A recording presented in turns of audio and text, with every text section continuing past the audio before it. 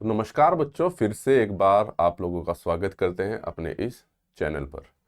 तो कल हमने देखा था आपके पास जो टॉपिक चल रहे थे वो था आपके पास मास, वेट, डेंसिटी, और इन्हीं से रिलेटेड हमने काफ़ी कॉन्सेप्ट समझे और क्या कारण थे कि वेट में और मास में क्या डिफरेंस रहता है, डेंसिटी एक्चुअल में होती क्या है, कब घटती है कब बढ़ती है, इन सब को हमने फॉर्मूला बेस पर सीखा। तो अब दूसरी क्लास स्टार्ट करते हैं इसमें समझते हैं हम। कल यहाँ पे हमने क्लास को छोड़ दिया था भाई, ठीक है। तो इसमें पूछ रखा है जो स्पेसिफिक ग्रेविटी की वैल्यू। तो बेसिकली स्पेसिफिक ग्रेविटी से हमें क्या पता चलता है, स्पेसिफिक ग्रेविटी का सिंपल सा कॉन्सेप्ट है, ये रहता है आपके पास स्पेसिफिक ग्रेविटी, मेरा जो रेशो रहता है वो पदार्थ का घनत्व और जल के घनत्व का कंपैरिजन रहता है बेसिकली, ठीक है। तो यानी कि जल का घनत्व हम किस पे लिखते हैं, 4 डिग्री सेंटीग्रेड पर, और ऊपर रखते हैं पदार्थ का घनत्व। बेसिकली पदार्थ का किसी भी मटेरियल का घनत्व, चाहे लोहे का हो, प्लास्टिक का हो, या किसी भी चीज का हो, ठीक है, उसका घनत्व रखते हैं ऊपर। तो जब क्या रहता है आपके पास, घनत्व ज्यादा रहता है, तो जिसका घनत्व ज्यादा रहता है, सिंपल सी बात है, यानी कि अगर मैं स्पेसिफिक ग्रेविटी की बात करूं, अगर ऊपर की ये ज्यादा है 1 से, तो ग्रेटर देन 1 है, तो आगे भी लिख रखा, तो ये पानी के घनत्व से ज्यादा आएगा। पानी के घनत्व से ज्यादा आएगा तो चीज पानी में डूब जाती है। आई बात समझ? तो कहने का मतलब ये हुआ, आपके पास जहां पर भी पानी के घनत्व से घनत्व ज्यादा रहेगा किसी मेटेरियल का, वो डूब जाएगी, और कम रहेगा तो वो नहीं डूबेगी, ठीक है। 4 डिग्री सेंटीग्रेड हम इसलिए लेते हैं क्योंकि 4 डिग्री सेंटीग्रेड पर जल का घनत्व सबसे अधिक होता है। तो इसलिए डेफिनेशन क्या है इसके पास, कोई भी आपका स्पेसिफिक ग्रेविटी हो, ठीक है, तो इसमें पदार्थ का घनत्व और जल के घनत्व के अनुपात को कहा जाता है, ठीक है। इसे संख्यात्मक रूप से व्यक्त किया जाता है क्योंकि इसकी कोई इकाई नहीं होती। कभी कभी इकाई पूछ लेता है, इकाई क्यों नहीं होती, सिंपल सी बात है भाई, इकाई से इकाई उसकी कैंसिल हो जाती है। भाई किसी भी मटेरियल का घनत्व निकाल लोगे वो भी आपका मीटर क्यूब में रहेगा, केजी मीटर क्यूब में, इसका निकाल लोगे वो भी केजी मीटर क्यूब में रहेगा, क्लियर है। तो इसकी कोई इकाई नहीं होती।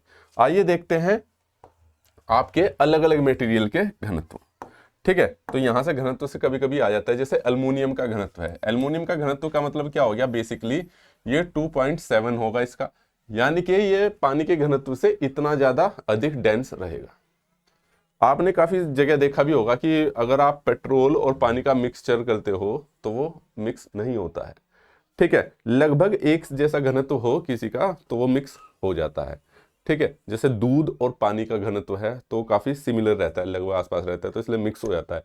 पानी और तेल कभी नहीं मिलता है, ठीक है। तो पानी क्या हो जाता है, नीचे बैठ जाता है, तेल ऊपर आ जाता है। काफी जगह आपने देखा होगा कि जो बाइकें रहती हैं, बाइक में जब पेट्रोल में पानी चल जाता है तो मिस्त्री उसका पेट्रोल निकालता है, तो पानी नीचे बैठ जाता है और पेट्रोल ऊपर आ जाता है थोड़ी देर में ही, क्योंकि पानी हैवी होता है तो वो नीचे बैठ जाता है और पेट्रोल हल्का होता है तो वो ऊपर आ जाता है। सेम वही चीज़ गैसों में भी लागू होती है, जो हल्की गैस होती है वो ऊपर चली जाती है और जो भारी गैस होती है वो नीचे आ जाती है, ठीक है।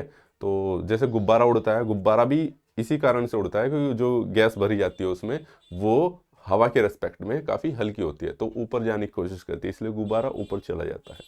तो ये कारण है, सारा खेल डेंसिटी का। जिसकी डेंसिटी हाई होगी वो नीचे बैठ जाएगा, ठीक है, और जिसकी हल्की होगी वो ऊपर चल जाएगा। ऐसे ही जब आप पत्थर डालते हो, कंकड़ डालते हो, लोहे का पीस डालते हो पानी में, वो नीचे बैठ जाते हैं क्योंकि उनकी डेंसिटी अधिक है, क्लियर है।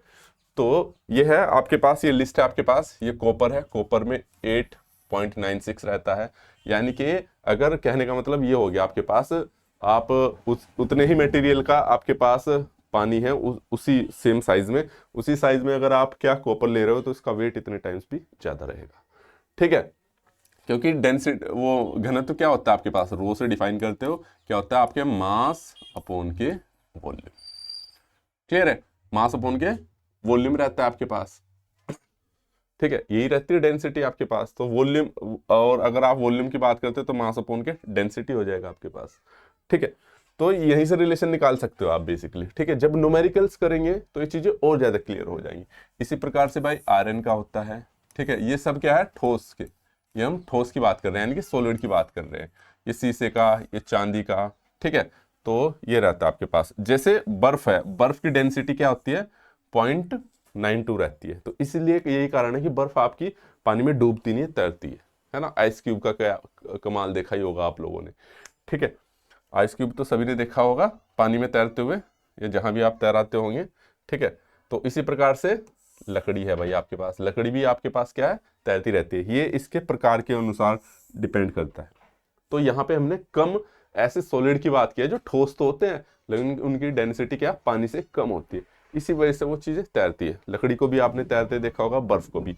बाकी सभी जितने भी सॉलिड है, सोना हो, हीरा हो, ग्रेनाइट हो, संगमरमर हो, इनकी डेंसिटी अधिक रहती है। कांच हो तो ये पानी में डूब ही जाती है। क्लियर, कोई दिक्कत यहाँ तक? तो उम्मीद करता हूं चीजें समझ में आई होगी भाई। इसी प्रकार से आपके पास अगर मैं किसकी बात करूं, द्रव पदार्थों के स्पेसिफिक किसकी घनत्व की बात करूं, ठीक है। तो ये क्या है आपके पास बेसिकली पानी। एक सेकंड में कुछ छोटा क्या इसमें पीछे,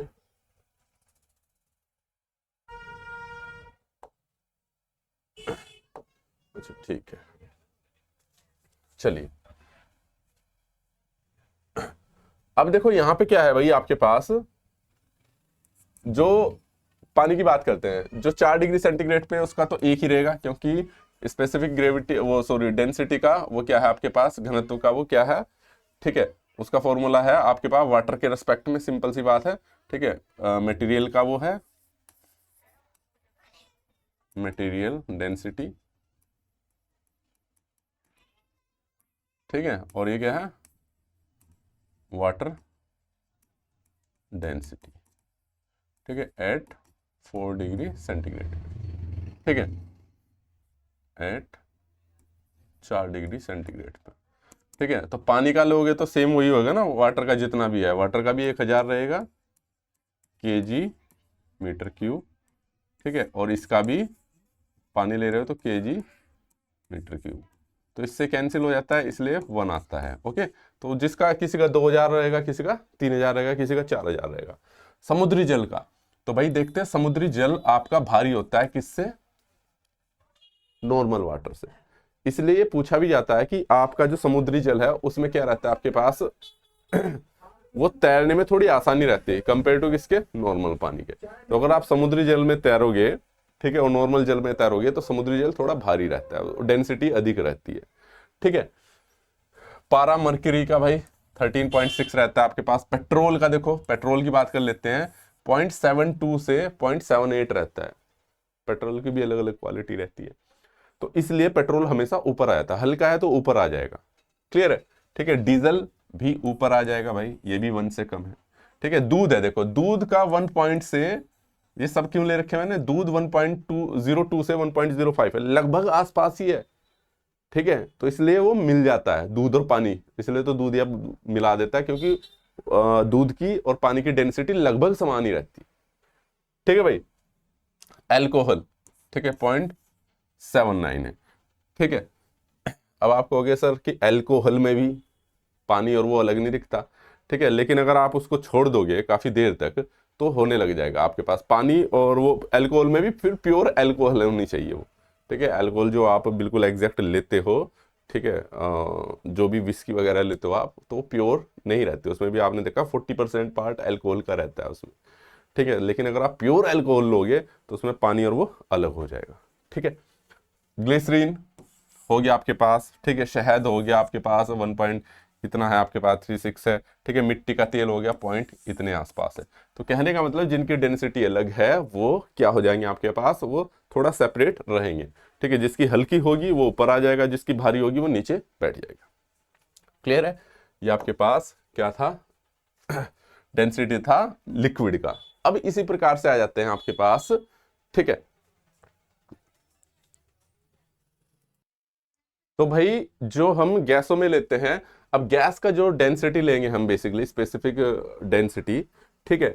और तो इसमें हम लेंगे एयर के रिस्पेक्ट में, वायु के सापेक्ष लेंगे हम बेसिकली, ठीक है। तो जो विशिष्ट घनत्व है बेसिकली, अब आपके दिमाग में ये भी आ रहा होगा वैसे कि विशिष्ट घनत्व स्पेसिफिक डेंसिटी होना चाहिए, मैंने पीछे ग्रेविटी ले रखा है। तो बेसिकली कोई साइंटिफिक नाम नहीं है स्पेसिफिक डेंसिटी का, ठीक है। तो इसको क्लियर करने के लिए या इसको समझने के लिए हम स्पेसिफिक ग्रेविटी ही यूज करते हैं, बेसिकली विशिष्ट गुरुत्व। लेकिन आपके उसमें स्पेसिफिक यही दे रखा है घनत्व, ठीक है, विशिष्ट घनत्व दे रखा है, तो उसके रिस्पेक्ट में ही मैं आपको बता रहा हूँ। ठीक है, बेसिकली चाहे आप स्पेसिफिक घनत्व निकाल रहे हो या स्पेसिफिक ग्रेविटी निकाल रहे हो, यानी कि गुरुत्व बेसिकली निकाल रहे हो, तो बात एक ही रहती है, एक ही तरीके से दोनों निकालते हैं। ठीक है, चलिए तो यहाँ पे एयर के रेस्पेक्ट में निकालते हैं हम। अगर मैं हाइड्रोजन की बात करूं तो विशिष्ट घनत्व इसका कम होता है, 0.07 रहता है। हीलियम का 0.14 होता है। ऑक्सीजन का 1.11 होता है। बेसिकली ऑक्सीजन क्या होगी आपके पास एयर के रेस्पेक्ट में काफी हैवी हो गई है, मतलब हैवी हो गई है बेसिकली। नाइट्रोजन आपके पास हल्की रहती है। ठीक है, आपने देखा होगा बेसिकली गुब्बारे में भी नाइट्रोजन की गैस भरी जाती है, इसलिए वो ऊपर उड़ता है। ठीक है, कार्बन डाइऑक्साइड भी आपकी हैवी होती है। क्लोरीन आपकी हैवी होती है लगभग 2.5 गुना। मिथेन आपकी हल्की होती है और अमोनिया भी आपकी हल्की होती है। तो बेसिकली ये चीज़ें याद रखनी है आपको। किसी का भी वो आपका स्पेसिफिक क्या पूछ सकता है, ग्रेविटी पूछ सकता है। ठीक है, इतने गुना हल्के का मतलब है यानी कि उसका वॉल्यूम इतना ही, उसका जो क्या बोलते हैं डेंसिटी उतनी ही कम रहेगी आपके पास। किसके, एयर के रेस्पेक्ट में।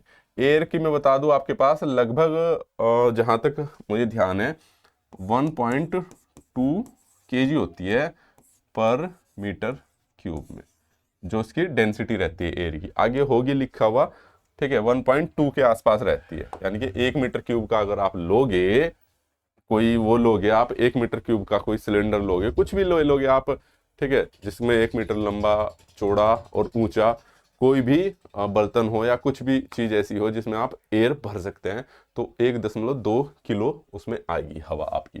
ठीक है, तो ये मैंने पॉइंट्स लिख रखे हैं इंपॉर्टेंट, जो आपको आगे याद रहेंगे। अगर स्पेसिफिक ग्रेविटी 1 से अधिक है भाई, तो पानी से भारी है और डूबेगा। तो इसका मतलब क्या होगा, वो पानी से भारी है और पानी में डूब जाएगा। ठीक है, और अगर स्पेसिफिक ग्रेविटी 1 से कम है तो पानी से हल्का है और तैरेगा। ठीक है, गैसों की स्पेसिफिक ग्रेविटी को हवा के संदर्भ में मापा जाता है, ना कि पानी के। ठीक है, क्लियर है भाई। और पारा जिसकी स्पेसिफिक ग्रेविटी 13.6 है, इसलिए पानी से 13.6 गुना भारी है। तो मैंने बताया था वही जिसकी जितनी ज्यादा डेंसिटी रहेगी वो उतने गुना भारी रहेगा आपके पास। पेट्रोल और डीजल में हमने बता दिया था 1 से कम होने के कारण पानी पर तैरते हैं। ये कुछ स्पेशल नोट्स लिख दिए थे ताकि आपके दिमाग में रहे। क्वेश्चंस आ जाते हैं कि वो क्यों तैरता है, तो सारा खेल डेंसिटी का है भाई बच्चों। क्लियर है, चलिए अब आते हैं इन्हीं के एक सवाल पे। न्यूमेरिकल्स भी आ जाता है आपके पास छोटा छोटा। ठीक है भाई, तो इसने बोला है कि भाई एग्जाम्पल ये आपके ही उससे ले रखे हैं, मैंने जो नीमी के बुक्स दे रखे हैं उसी के उदाहरण ले रखे हैं, ताकि आपको ये लगे कि हाँ हमने उसी लेवल के क्वेश्चंस कर रखे हैं। ठीक है, सवाल इसी प्रकार के हैं। बाकी एमसीक्यू में मैंने काफी सारे अलग से क्वेश्चन डाल रखे हैं। एमसीक्यू की जो प्रैक्टिस है, वर्कशॉप कैलकुलेशन साइंस की जो एमसीक्यू है, ठीक है, तकरीबन उसमें 600-700 क्वेश्चन है पूरी वर्कशॉप कैलकुलेशंस में। ठीक है, वो आपको ई बुक के रूप में आपको मिल जाएगी। 220 गुना 330 गुना 15 mm जो फिगर की विमा आयताकार स्टील प्लेट है। एक प्लेट है भाई, देखो सिंपल सी बात है, इसकी लंबाई है, चौड़ाई है और ऊंचाई है, मोटाई है। प्लेट के द्रव्यमान की गणना किलोग्राम में करें। ठीक है, स्टील का घनत्व भी इन्होंने दे रखा है, इतने ग्राम, ये यहाँ पे लिख लेना, पर सेंटीमीटर क्यूब। यानी कि 1 सेंटीमीटर क्यूब लोगे अगर आप, तो इसमें जो स्टील की प्लेट है उसका वो घनत्व इतना रहेगा, इतने ग्राम रहेगा। ठीक है, तो इसने क्या दे रखा, बेसिकली देखा जाए तो लंबाई, चौड़ाई और ऊंचाई दे रखी। तो इसने द्रव्यमान की गणना करने को बोला है। तो द्रव्यमान बेसिकली क्या होता है भाई आपके पास, यहां से आपको पता है कि अगर मैं बात करूं इसमें, यहां पर 2 प्रकार से निकाला है हमने, सॉरी जो फॉर्मूला है आपके पास वेट का, ठीक है, W इजकल टू क्या पढ़ा आपने, M इंटू जी। ठीक है, एक तो ये है वेट का, ये मैं बता रहा हूं इंपॉर्टेंट फॉर्मूले। और दूसरा पढ़ा है हमने क्या भाई, डेंसिटी, रो इजकल टू, ठीक है, द्रव्यमान अपॉन, में हिंदी में लिख देता हूं, ठीक है, इंग्लिश में नहीं। ठीक है, द्रव्यमान अपॉन के मास अपॉन के वॉल्यूम, यानी के आयतन। ठीक है, ये हो गया आपके पास मास और ये हो गया आपके पास वॉल्यूम और ये हो गया आपके पास। ठीक है भाई, अब उसने क्या क्या बोल रखा है भाई, मुझे पता है कि अगर मेरे को वॉल्यूम निकालना है तो वॉल्यूम का सिंपल सा फॉर्म, अब देखो इसने क्या बोला है यहां से, देखो बेसिकली क्या पूछा उसने, द्रव्यमान की गणना कीजिए। तो द्रव्यमान यानी कि बेसिकली m से डिनोट करते हैं और इसको v से। तो यहां से साफ पता चला मुझे m equal to rho into V निकाल लूंगा मैं, यह आ जाएगा भाई। Mass equal to density into volume. अब वॉल्यूम इजकल टू क्या होता है, लंबाई गुना चौड़ाई गुना ऊंचाई। ठीक है, ये रहते हैं जिसको हम एल बी एच भी बोलते हैं, है ना। तो इसने सारी चीजें दे रखी है बेसिकली वॉल्यूम का। ठीक है, वॉल्यूम कितना है इसने 220 गुना, ठीक है ये दे रखी है, एक चौड़ाई है एक भाई 220 गुना 330, तो किसी को भी लिख दो आप, और गुना एच हाइट 15 mm। इसने यहाँ mm में दे रखा है भाई, तो इसको मैं सेंटीमीटर में भी कन्वर्ट कर सकता हूँ, है ना। इसको 10 mm में 1 सेंटीमीटर होते हैं। ठीक है, तो अगर इसको सेंटीमीटर में कन्वर्ट करना है तो मैं इससे 10 से डिवाइड करूँ, इसको भी 10 से डिवाइड करूँ, इसको भी 10 से डिवाइड करूँ, चीजें आ जाएंगी। तो सबसे लास्ट में ही कर लेंगे हम। ठीक है, तो ये वाली वैल्यू है, ये आ गया आपके पास वॉल्यूम, और डेंसिटी इसने दे रखी है यहाँ पे। तो डेंसिटी क्या है, इसकी सबकी इंटू कर दो 7.82 गुना ये कर दो 220 गुना 330 गुना 15। अब इसमें कैलकुलेटर का थोड़ा यूज करना पड़ेगा भाई, वो कर लेते हैं हम। तो भाई कैलकुलेटर से गुना करके आता है इसके पास। ठीक है, ये हो गया आपके पास। अब देखो मैं इस भूल गया था यहाँ पे, इसको मैंने बताया था ना, ये क्या था मेरे पास, ये देखो मिलीमीटर में था, तो भाई मुझे इसे सेंटीमीटर में कन्वर्ट करना पड़ेगा। तो मैं इसे 10 से डिवाइड करूंगा, इसको भी 10 से डिवाइड करूंगा, इसको भी 10 से डिवाइड करूंगा। तो बेसिकली क्या हो जाएगा, ये 1000 से 10 10 है ना, तो इससे ये जीरो कट जाएगी, इससे ये जीरो कट जाएगी। या चलो छोड़ो, हमने यहाँ कर दिया है कोई बात नहीं, इसको रहने देते हैं। ठीक है, फिर यहाँ पे 22 गुना वो लिखना पड़ेगा, चलो मैं कर ही देता हूँ इसको, एक सेकेंड।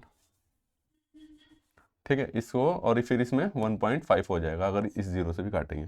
तो बेसिकली हो जाएगा 22 गुना 33 गुना 1.5। अब ये क्या हो गया, ये भी किस में आ गया, मिलीमीटर से सेंटीमीटर में। और तो मास है आपके पास बेसिकली, ये क्या निकाल लेते आप, इसने क्या पूछा था, द्रव्यमान। ठीक है, क्लियर है भाई। तो ये आ जाएगा आपके पास, कितना आ जाएगा ये, सेंटीमीटर ग्राम सेंटीमीटर में। तो बेसिकली इसकी गुना करोगे ना अगर आप, तो ये आ रही है आपके पास 8515.98। ठीक है, 98 किसमें, ग्राम में। क्लियर है, ये तो आ गया आपके पास, या तो इतने ग्राम या लगभग 8, इसके वो क्या बोलते हैं 98 लगभग 1600 ही कर देते हैं। या फिर m इजकल टू, अगर मैं इसे किलोग्राम में करूँ तो 1000 से डिवाइड करना पड़ जाएगा, तो मैं लिख सकता हूँ 8.5, 1 2 3 इधर खिंच जाएगा kg।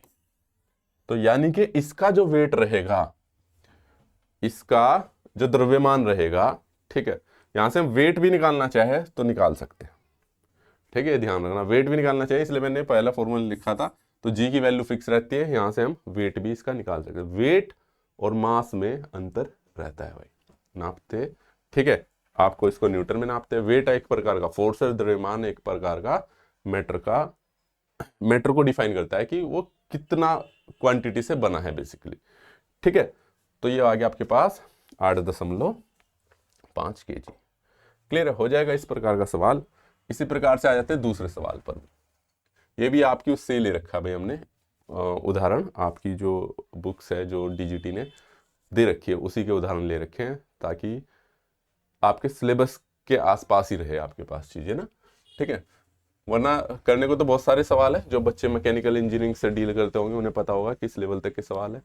ठीक है, चलिए अच्छा, एक बर्तन में 250 लीटर का पानी संचय कर सकता है, ये है भाई 250 लीटर का बर्तन है, इसमें 250 लीटर पानी आ सकता है। जिस सतह पर स्थित है उस पर पानी की मात्रा कितने भार डालेगी। तो भाई ये किसी सतह पे रखा हुआ है तो इसने इसका भार पूछ लिया, बेसिकली भार का मतलब वेट पूछ लिया। तो वेट सिंपल सी बात है, W इक्वल टू पढ़ा है हमने M इंटू, ठीक है। अब देखो यहाँ पे क्या है, हमें चाहिए मास। ये तो इसने 250 लीटर का वो है, एक बर्तन 250 लीटर संचय कर सकता है, 250 लीटर है। तो बेसिकली क्या दे दिया आपको इसका, ठीक है, 250 लीटर की वो दे दी इसने कि इतना इसका मास है आपके पास 250 लीटर, और इसने पूछा कि संचय कर सकता है तो उस सतह पर पानी की मात्रा कितना भार डालेगी। तो बेसिकली क्या है भाई, यहाँ पर ये हो गया आपके पास मास कितना हो गया 250, और जी की वैल्यू उससे वो कर दो 250 इंटू 9.8, ठीक है, मीटर पर सेकंड। इसको जी की वैल्यू क्या होती है 9.8 मीटर पर सेकंड स्क्वायर। वैल्यू पुट कर दो, मैं निकाल लेता हूँ इसे कैलकुलेटर से जरा, ठीक है, कि कितनी आएगी इसकी वैल्यू। तो ये आ जाएगी भाई इसकी 2450 न्यूटन, ठीक है भाई। इतने न्यूटन का फोर्स आपके पास रहेगा बेसिकली, ठीक है। 250 लीटर का पानी अगर इसमें आप संचय कर सकता है तो जी की वैल्यू इतनी है। लगभग आप 10 भी ले सकते हो, ऐसी बात नहीं, तो वहां पे 2500 न्यूटन का हो जाएगा आपके पास। क्लियर है? चलिए भाई, अब नेक्स्ट उस पे आ जाते हैं। सेम ऐसा ही सवाल है आपके पास भी है। इस बार इसने बोला 2 न्यूटन का बल है, यानी कि कोई चीज है 10 केजी के द्रव्यमान पर कार्य करता है, यानी कि ऐसे ही समझ लो इसको, जैसे ही है मान लो भाई इसमें 10 किलो का वो है, और ये फोर्स जो लगा रहा है 10, इसमें मान लो 10 किलो का कोई चीज रखी है, दूध पानी वट जो भी समझना है, जिसका द्रव्यमान क्या है 10 किलो है। कुछ ही भर रखा आपने, रेत मिट्टी वट जो भी 10, और इसने बोला है कि अगर मैं इसमें 10 लीटर का वो है आपके पास क्या है द्रव्यमान पर 2 न्यूटन का फोर्स है, तो उसने कहा लेकिन फोर्स को क्या लगा रहा है 2 न्यूटन का लगा रहा है, तो द्रव्यमान पर बल से उत्पन्न वेग वृद्धि, यानी कि इसने बेसिकली जी की वैल्यू पूछ ली। तो सेम है, W इक्वल टू क्या होता है M इंटू जी। तो भाई इसने क्या क्या दे रखा है हमको, इसने दे दिया इस बार W दे दिया 2 न्यूटन, और मास दे दिया इसने कितना 10 kg, और इसने बस जी पूछ लिया, बस सिंपल है बस। तो जी इक्वल टू क्या हो गया भाई W अपॉन के M। W कितना है 2 न्यूटन और बल 10, ठीक है। तो ये हो गया आपके पास 0.2 या फिर 2 एकम 2 1/5, ठीक है, मीटर पर सेकंड स्क्वायर, 0.02 मीटर पर सेकंड स्क्वायर। क्लियर है भाई, जी अपॉन के M। तो ये हो गया आपका इस प्रकार से क्वेश्चंस, ठीक है। तो इसकी वैल्यू आ गई सिंपल 2 मीटर पर सेकंड स्क्वायर। अब अगले सवाल पे आते हैं भाई कि अगला सवाल क्या कहता है। अब इस सवाल को देख लेते हैं, इसमें ये भी बड़ा इंटरेस्टिंग सवाल है।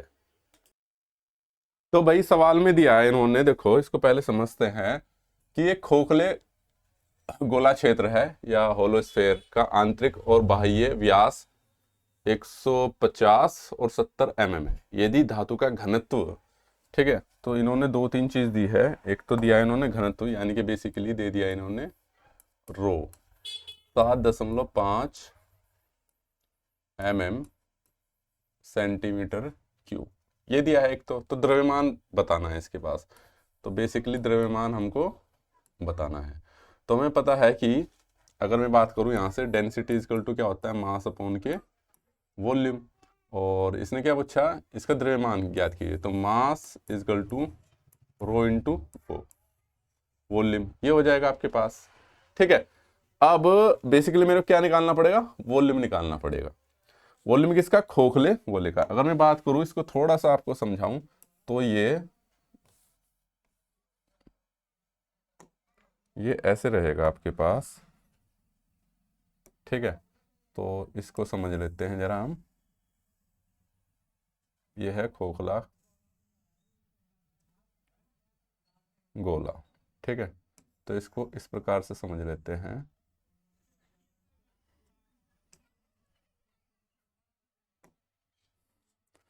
अब देखो इसमें क्या है, इन्होंने बोला है कि भाई मेरे पास क्या है, इसने बोला कि बाह्य 150 और 70 मिलीमीटर है। तो एक तो आपके पास एक्सटर्नल हो गया पूरा रेडियस, ठीक है, इस पूरे की, वो इसने बोला डायमीटर, तो इसने क्या दिया, डायमीटर दिया। तो डायमीटर क्या होता है, तो बाहर वाले का, यानी कि अगर बेसिकली मैं इसकी डायमीटर की बात करूं तो दे दिया इसने 150 mm, ठीक है। और फिर दूसरे की अगर मैं इसकी बात करूं, केवल इसको मैं यहां से दिखा दे रहा हूं, यहाँ से इस वाले के अंदर वाले की, तो इसको तो मैं बोल सकता हूँ बेसिकली R2 बोल दूँ, ठीक है, बाह्य, ओ सॉरी,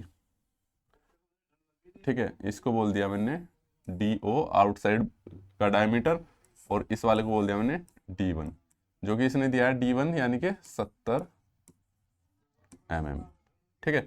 यानी कि बेसिकली क्या है आपके पास, ये 70 mm का डायमीटर, ऐसे ये बाह्य का, ठीक है। तो इसने पूछा यदि धातु का घनत्व, तो इसने क्या पूछा है कि भाई इसका द्रव्यमान बताओ, तो बीच में से तो खोखला है, ठीक है, ये इसका बेसिकली अगर मैं इसका क्या निकाल दूं भाई, इसका मैं क्या निकाल दूं, इसने डेंसिटी तो दे रखी है, अगर वॉल्यूम निकाल दूं मैं इस वाले पोर्शन का, क्योंकि बीच में से तो खोखला है, खोखला बोला है, ठीक है, तो ये इसकी एक प्रकार से मोटाई दे रखी है, बेसिकली इतना मोटा है भाई, ये किसी मेटल का बना हुआ है, ठीक है।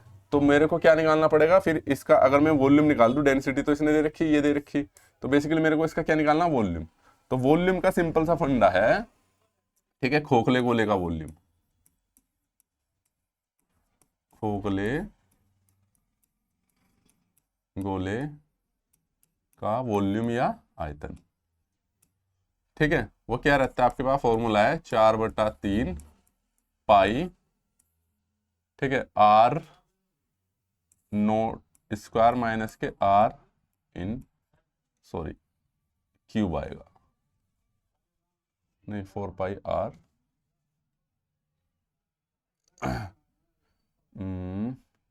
क्यूब होता है, स्क्वायर होता है, निकालना पड़ेगा मेरे को अब, हाँ क्यूब होता है, ठीक है, R I का क्यूब भाई, ठीक है भाई, ये रहता है। तो ये क्या है, R ये है मेरे पास, अगर मैं बात करूं तो आउटसाइड यानी कि बाह्य उसकी रेडियस है, और ये इनर साइड की रेडियस है। इसने डायमीटर दे रखा है भाई, तो मेरे को R नोट निकाल दूं मैं, R नोट क्या हो जाएगी मेरे पास यहाँ पे, रेडियस यानी कि ये क्या है, त्रिज्या, बेसिकली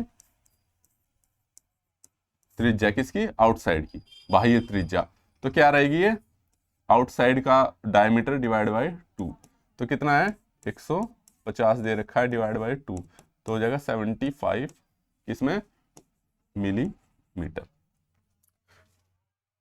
अब देखो 75 क्या हो गया आपके पास, मिलीमीटर, ये क्या बोलते हैं का घनत्व, ये घनत्व बेटा यहाँ 7.5 mm नहीं होने का, ये गलत प्रिंट है, ये होगा इसका घनत्व निकालते हैं हम ग्राम में, है ना, तो इसे करेक्ट कर लेना, ये होगा आई थिंक, मैं वो भी समझूं, ग्राम पर सेंटीमीटर क्यूब, क्योंकि घनत्व को तो हम केजी उसमें निकालते हैं, मास अपॉन वॉल्यूम साफ पता चल रहा है, केजी अपॉन के मीटर क्यूब, क्लियर है। तो अगर ये मेरे पास क्या था, सेंटीमीटर, ग्राम सेंटीमीटर है, तो मुझे इसे, ये सेंटीमीटर में है तो मुझे इसे सेंटीमीटर में कन्वर्ट करना पड़ेगा, तो ये 10 से डिवाइड करके 7.5 सेंटीमीटर, ये रेडियस आ गई। इसी प्रकार से अंदर की रेडियस यानी कि जो इसकी रेडियस है RI, केवल यहाँ से यहाँ तक की रेडियस, इसी प्रकार से भाई ये यहाँ से यहाँ तक की रेडियस होगी मेरे पास ना, एक रेडियस ये हो गई, ठीक है, और दूसरी रेडियस मेरे पास ये हो गई, दो रेडियस निकालनी मेरे को यहाँ से R नोट की, तो इसकी आधी हो जाएगी रेडियस, ये पूरे की इसकी भी आधी हो जाएगी, तो ये क्या हो गया मेरे पास, इनर का डायमीटर जो आपके पास वो है, अंदर का डायमीटर है बाय 2, तो कितना था ये 70 सेंटीमीटर था, 70 डिवाइड बाय 2, तो ये हो जाएगा आपके पास 35 mm या फिर 3.5 सेंटीमीटर। अब यहाँ से वैल्यू निकाल दो, ये RI R नोट आ गई 4/3, ये हो गया गुना 3.14, और ये हो गया आपके पास 7.5 का क्यूब माइनस के 3.5 मीटर का क्यूब। अब ये वैल्यू हमें कैलकुलेटर से निकालनी पड़ेगी, इसकी 7.5 मीटर क्यूब की क्या होगी और इसकी क्या होगी, तो ये हो जाएगी भाई आपके पास, ये आ जाएगी आपके पास 4 गुना 3.14 डिवाइड बाय 3, और ये हो गया आपके पास 421.875 माइनस के 42.875। ठीक है भाई। अब इसको पूरे को अगर हम कैलकुलेट कर देंगे तो बेसिकली ये आ जाएगी आपके पास, पूरे को कैलकुलेट में डायरेक्टली लिख दे रहा है गुना, अब इससे माइनस हो जाएगा आपके पास, सिंपल सी बात है। ठीक है, तो ये आ जाएगा आपके पास वॉल्यूम, जो आ जाएगा आपके पास लगभग, ठीक है मैं लगभग में कर दे रहा हूं।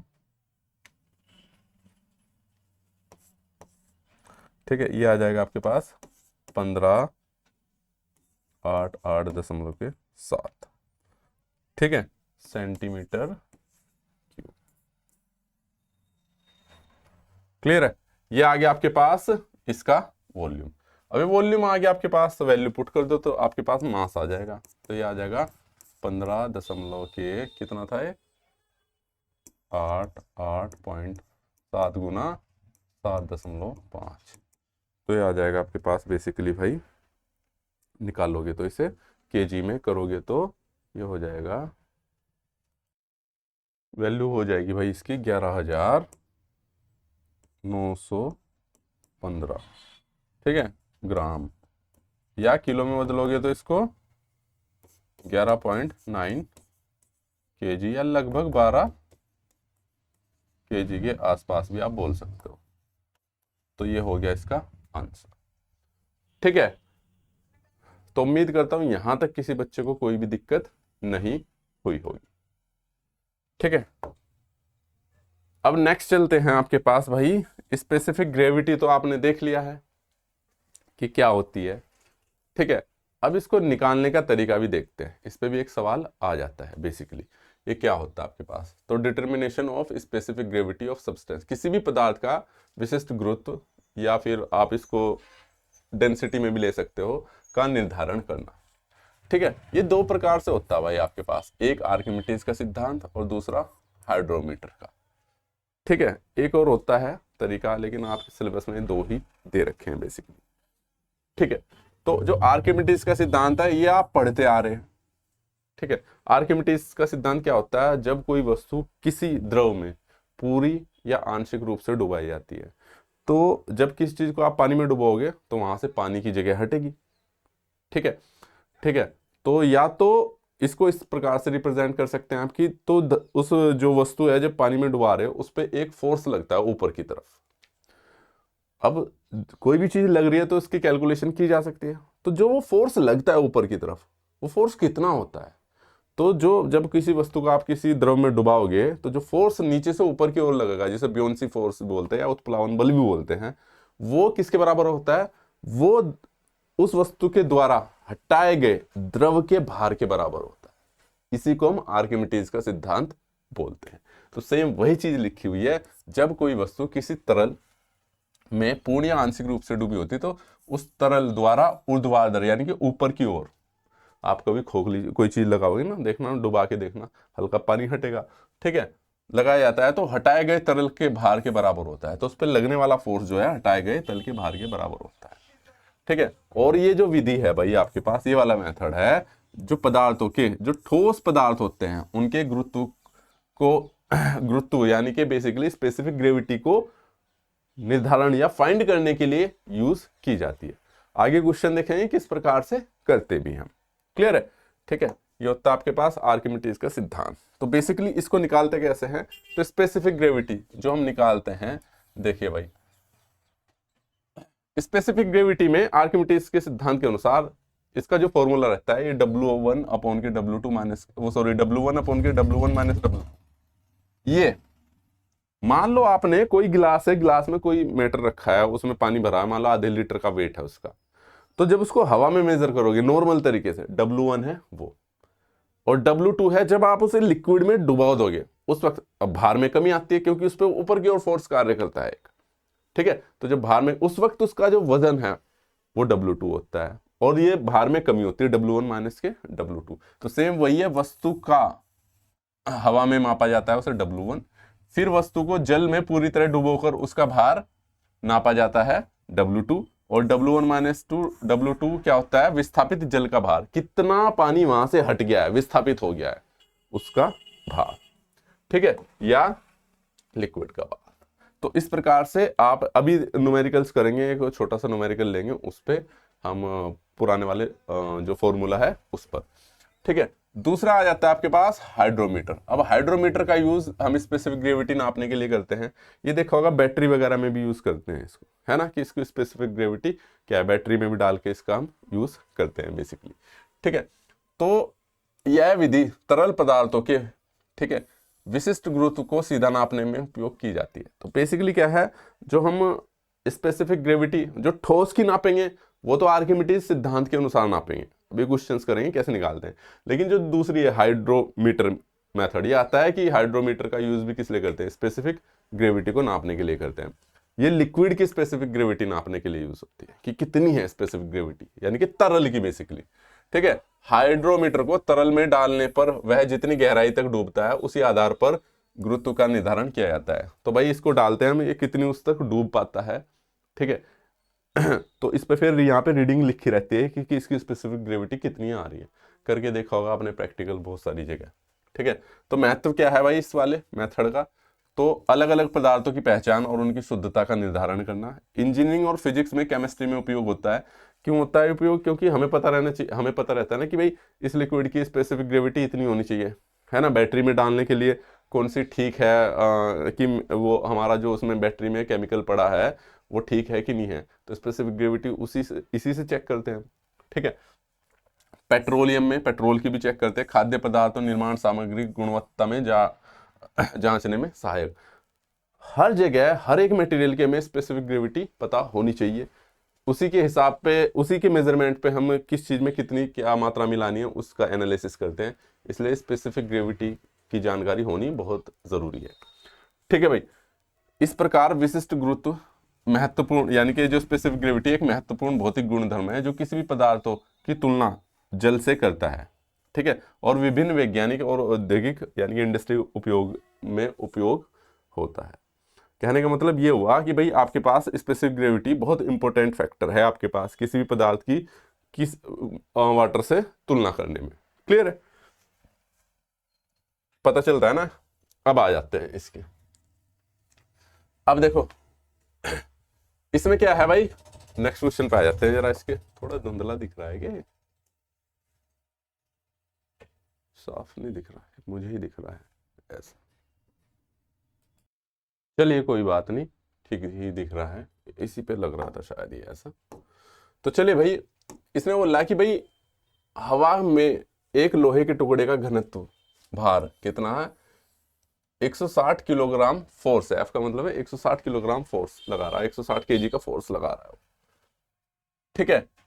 जब उसे पानी में डुबाया जाता है तब उसका भार इतना हो जाता है। तो मैंने क्या बताया था, यानी कि उसने हवा में करोगे तो आपके पास है 160, ठीक है। और अगर W2 करोगे, यानी कि जब उसको लिक्विड में डुबाओगे तो उसका भार है कितना, 133, ठीक है। और लोहे के टुकड़े का विशिष्ट घनत्व एवं परिमाण ज्ञात कीजिए, ठीक है।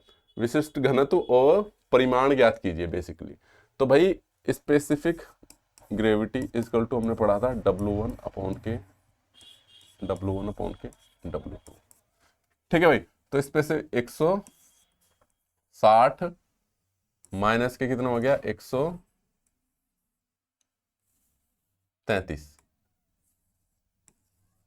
डिवाइड, सॉरी एक उल्टा कर गया, W1 था 160 डिवाइड बाय 160 माइनस के 133, तो ये हो गया 160 डिवाइड बाय यहाँ पे कितना बचेगा 27। तो स्पेसिफिक ग्रेविटी कितनी आ जाएगी, इसको डिवाइड करना पड़ेगा अब हमें, किससे, कैलकुलेटर से, ठीक है। वो देख लेते हैं क्या आएगा। तो ये आ जाता है भाई आपके पास 5.92 स्पेसिफिक ग्रेविटी, यानी कि ये क्या आ गया आपके पास, स्पेसिफिक ग्रेविटी क्या आ गई आपके पास 5.92। अच्छा, स्पेसिफिक ग्रेविटी हम क्या भी पढ़ते हैं भाई, दूसरी चीज है ये होता है मेरे पास पदार्थ का घनत्व, मटेरियल में से लिख देता हूं, और ये वाटर, ये रहता है आपके पास भाई। तो डेंसिटी क्या रहती है आपके पास वाटर की, 1000 रहती है। तो ये कितना आया, 5.92 इजकल टू, ये डेंसिटी मटेरियल M4 मटेरियल है किसी भी मटेरियल की, इसने क्या लोहे के टुकड़े की, तो मैं इसे आयरन कर देता हूं, है ना। डेंसिटी ऑफ, मैग्नेटिविटी पूछा है ना इसने, आयरन। तो भाई डेंसिटी आयरन, इसके कितनी, वाटर की कितनी रहती है भाई, 1000, 1000 रहता है ना, 1000, ठीक है, पर मीटर क्यूब। तो यहां से कितना आ गया, इसकी 5.92 गुना 1000, तो कितना हो गया आपके पास, बेसिकली 5920 हो जाएगा kg मीटर। ठीक है, ये इसका मैग्नीट्यूड आ जाएगा। ठीक है, ये इसके स्पेसिफिक ग्रेविटी आ गई, वो उसके स्पेसिफिक ग्रेविटी का मैग्नेट, इसका परिणाम आ गया है लोहे के टुकड़े का। ठीक है, परिणाम आ गया है।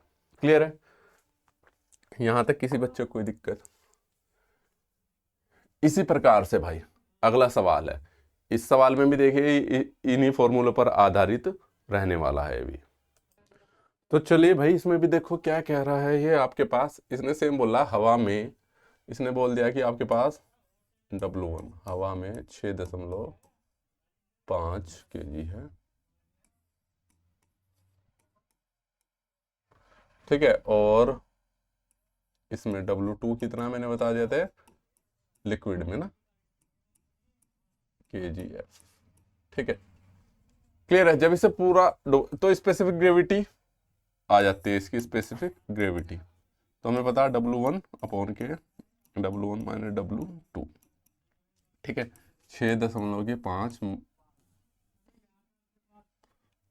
अपॉन के, अरे यार, ठीक है, ये हो गया 6.5 माइनस के 3.5, जो कि हो गया आपके पास 6.5 डिवाइड बाय 3। इसे कैलकुलेट अगर करते हैं हम, यह आ जाएगा आपके पास 6.5 डिवाइड बाय 3, 2.16 स्पेसिफिक ग्रेविटी। एक तो ये आ गया आपके पास। ठीक है, तो उसे लेकिन जब उसे उस तरल में डुबाया, देखो ये तो था इसके आधार पे, जब पानी में डुबाया गया तो उस मटेरियल की स्पेसिफिक ग्रेविटी आ गई। अब तो इसने बोला कि जब इसे उस तरल में डुबाया जाता है जिसका विशिष्ट घनत्व 0.8 हो, तो इसने स्पेसिफिक ग्रेविटी दे दी उसकी, जो कि है 0.8। ठीक है, तो उसका भार ज्ञात करिए, धातु का विशिष्ट घनत्व भी ज्ञात कीजिए। ठीक है, तो अब देखो भाई, उसने अब दूसरे तरल में डुबाया, पानी में डुबाया, दूसरे में, जिसका स्पेसिफिक ग्रेविटी कितना है, 0.08 है भाई। ठीक है, वाटर का नहीं है, यानी कि पानी से तो बेसिकली क्या है, वो पानी से तो सिंपल सी बात है, वो हल्का है ना, पानी से तो वो हल्का है। तो अब इसका नया वेट होगा, और नया वेट कैसे निकाल लेंगे हम, उसको मालूम, मैं नाम दे दूं W डैश नया वेट।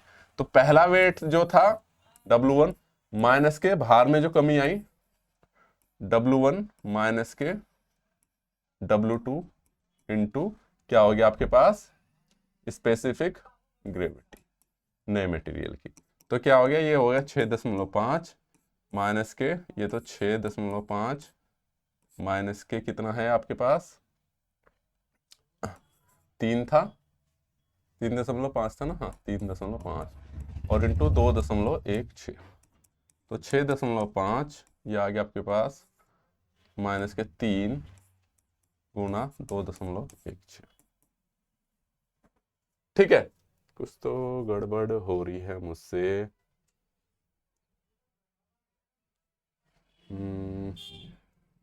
सॉरी, अच्छा स्पेसिफिक ग्रेविटी में गलत ले गया, सही, गड़बड़ नहीं हो रही है, कैलकुलेशन में गड़बड़ हो रही है। ठीक है, मैंने इसकी जगह 0.8 करना था। ठीक है, और ये हो गया